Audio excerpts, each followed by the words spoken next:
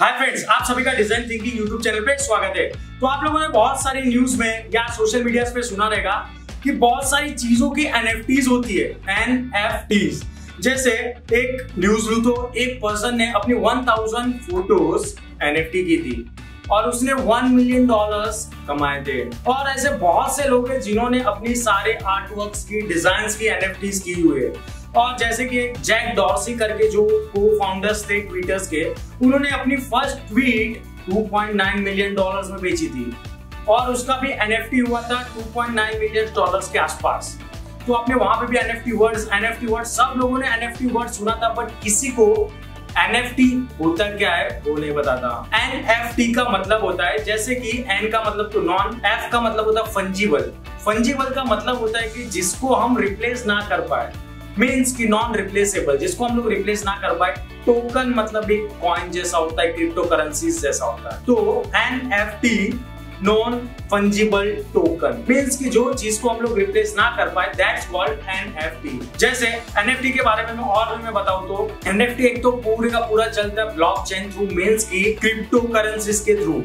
और आने वाले दिनों में या 2025 तक ये मार्केट तो पूरा बूम में रहेगा कि एनएफटीज क्या होता है। क्रिप्टो करेंसीज तो आपको भी पता है कि कितना मार्केट अभी उसका बूम है। तो जैसे एनएफटीज सोल्ड कैसे होती, एनएफटीज होता क्या है, एनएफटीज क्रिएट होती कैसे है, हम लोग को एनएफटीज बनानी हो तो कैसे बनाएंगे, एनएफटीज को सोल्ड कहाँ पे करें, ये सारे के सारे क्वेश्चंस का आंसर्स मैं आपको ये वीडियो के अंदर देने वाला हूँ। तो स्टार्टिंग करते व्हाट इज एनएफटी, जो मैंने आपको बता दिया कि नॉन रिप्लेसेबल टोकन। तो जैसे एक एग्जांपल लूं, दुनिया में ताजमहल तो एक ही है, तो नॉन रिप्लेसेबल है। कोई अभी के अभी ऑन द स्पॉट वैसा ताजमहल नहीं बना सकता जो फर्स्ट टाइम बना हुआ है। फर्स्ट टाइम बनाने के बाद उसको कॉपी करना, that not a original thing. तो जैसे एक ताजमहल जो ओरिजिनल है उसे रिप्लेसेबल नहीं कर सकते, वैसे ही अभी आप ही हो, आपकी जगह में आपके घर पे कोई दूसरे बच्चे को भेज दूंगा, बोलूंगा कि नहीं आपकी लड़के की जगह पे दूसरा लड़का आ गया, तो ये भी नॉन रिप्लेसेबल है। जो ओरिजिनल रहता है वो ओरिजिनल रहता है, दूसरा पर्सन रहता है दूसरा पर्सन रहता है। कोई एक मूवी है शोले मूवी, तो शोले मूवी का जो ओरिजिनल पोस्टर्स है, ऐसे बहुत सारे कॉपीज तो मिल जाते हैं, बट एक पोस्टर, एक बंदे के पास एक पोस्टर्स था जो एक दुकान से लिया हुआ था और दूसरा था जिसपे अमिताभ बच्चन की सिग्नेचर्स थी। तो वो दोनों को रिप्लेस नहीं कर सकते क्योंकि उसपे सिग्नेचर्स हैं और ये फुल ब्लैंक है। तो वो सब नॉन रिप्लेसेबल रहता है कि जो चीज हम लोग एक दूसरे से रिप्लेस नहीं कर सकते, मीन्स की एक यूनिक। जैसे एक पर्सन के पास 500 का नोट है, सेकंड पर्सन के पास भी 500 का नोट है, दोनों एक दूसरे को चेंजेस करना चाहते हैं, चेंज कर सकते हैं क्योंकि उसमें कुछ यूनिकनेस नहीं है, बट दूसरे के पास जो नोट थी उसपे किसी का सिग्नेचर्स था, तो वो एक यूनिक हो गया, वो रिप्लेसेबल नहीं हो सकता। ऐसे बहुत सारी चीजें जिससे हम रिप्लेस नहीं कर सकते उसे कहते हैं नॉन रिप्लेसेबल टोकन, मीन्स की एनएफटी। और आने वाले दिनों में ये एनएफटीज मतलब एक डिजिटल लॉकर रहता है जिसके अंदर ये पर्सन या ये डिजाइन्स किसकी थी वो आपको एंड तक पता चलेगा। जैसे कि ये आर्टवर्क एक मयूर नाम के पर्सन ने, मतलब मैंने एक आर्टवर्क बनाया था, वही आर्टवर्क किसी कोमल नाम की लड़की ने ले लिया, उसी के पास से किसी अक्षय नाम के लड़की ने ले लिया। मतलब जो हम लोग एनएफटीज करते हैं, एनएफटी के अंदर आपको पता चलता है कि उसका मेन ओनर कौन था, मतलब ये डिजाइन बनाई किसने थी। जैसे मयूर ने डिजाइन बनाई थी, उसको ट्रांसफर किया कोमल के पास, कोमल के पास ओनरशिप तो आई, तब उसमें पता भी चलेगा कि कोमल ने डिजाइन नहीं बनाई थी, डिजाइनर मयूर था। उसके बाद कोमल ने अक्षय को ट्रांसफर की, तो इसमें भी है ना रॉयल्टी जैसा मिलते रहता है, उसमें वो सर्टेन अमाउंट वो लोग रॉयल्टी सेट कर देते हैं, वो रॉयल्टी के हिसाब से वो पर्सन टू पर्सन जैसे ट्रांसफर होता है। तो जो ओनर मतलब जिसने ये आर्टवर्क बनाया है उसके पास रहता है। जैसे एक एग्जांपल ले लो, आपके यहाँ पे कोई जमीन है, जमीन को आप बेचते हो तो आपके वहां पे बताता है कि ये पर्सन्स मींस की मयूर के नाम की ये जमीन थी, मैंने दूसरे पर्सन को सेल की। बट ये सब क्या रहता है कि कोई बुक्स में, कंप्यूटर्स में या किसी जगह पे फाइल्स में ये सब स्टोर रहता है। बट आने वाले दिनों में एनएफटीज में ये सब सोल्ड नहीं रहेगा, ये ऑन द स्पॉट पता चल जाएगा कि ये थिंग्स किसके पास थी और ये थिंग कौन ओनर है ये जगह का, और उसमें ना कुछ फायर या कुछ बर्न होने की भी साजिश रहेगी। तो इसके अंदर हम लोग को पता चलता है कि ये थिंग्स का जो ओनर था वो कौन था। मतलब स्टार्टिंग में 10% या 15% ने भी भले ही ये चीज को बाय किया, बट वो जो एनएफटी है उसके अंदर उसका ओनरशिप पता चलता है कि ये थिंग्स कितने लोगों से लेके कितने लोगों तक ट्रांसफर हुई है। मतलब एक पूरे का पूरा ऐसा समझ सकते हो कि डिजिटल वर्ल्ड कि जिसके अंदर आपको ऑन द स्पॉट वो चीज किसके पास थी और कहां कहां ट्रांसफर हुई है वो सब पता चल जाएगा। That's called NFT। और आने वाले दिनों में NFTs के साथ NFT का आपको यूज करना हो या बाइंग एंड सेलिंग करना हो तो वो आपको क्रिप्टो करेंसीज में ही करना पड़ेगा। जैसे कि आप लोगों ने सुना रहेगा बिटकॉइन होता है, इथेरियम्स होता है, डॉज कॉइन्स, मतलब ये सारी क्रिप्टो करेंसीज है। उसमें से आपको जो भी ट्रांसफर एंड ऑल करना रहेगा इथेरियम्स के अंदर करना रहेगा। आप अपने आर्टवर्क्स को और आर्टवर्क्स बनाने के लिए आपके पास बहुत सारे सॉफ्टवेयर है। जैसे किसी को वीडियो एडिटिंग आता है तो वीडियोस का भी मतलब आपको NFT करना तो एक सिंगल चीज का NFTs नहीं कर सकते हो।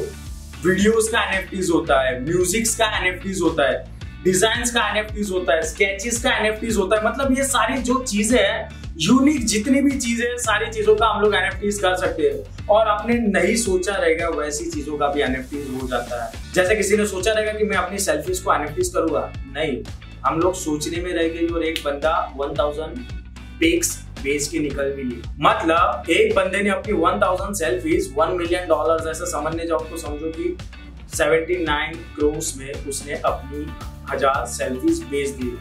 और हम लोग क्या सोचेंगे, क्या है 1000 सेल्फीज कोई लेगा? हम लोग को सोचना नहीं है, हमें बेचना है। लेना या नहीं लेना वो सामने वाले के पास है। हम लोग जब NFTs बनाते हैं तो उसमें भी आपको 30 डेज का क्राइटेरिया मिलता है। मतलब 30 डेज तक वो पर्सन ने, किसी ने आपके NFTs नहीं ली तो वापस से आप वहां पे जाके वही चीज को NFT कर सकते हैं। तो ये सब NFTs होता है। और NFTs के अंदर आपको जैसे कि कोई वीडियोस है, म्यूजिक से, आर्टवर्क से, डिजाइन से, ये सारी की सारी NFTs कर सकते हो। अभी एक पर्सन ने म्यूजिक कंपोज किया है, वो हम लोग ऑन द स्पॉट कॉपी नहीं कर सकते क्योंकि कॉपीराइट क्लेम्स भी लगते हैं। जब आपके पास उसका ओनरशिप का लाइसेंस रहेगा तो वो कॉपीराइट भी नहीं कर सकता। तो म्यूजिक हो या किसी को फोटोग्राफी का शौक हो तो वो फोटोग्राफीज भी NFTs कर सकता है। और डायरेक्टली NFTs में आप 1 मिलियन या 2 मिलियन मत डालना क्योंकि आप ऐसा मार्केट में आप न्यू हो तो आपको NFTs की प्राइस भी वो हिसाब से ही सेट करनी चाहिए।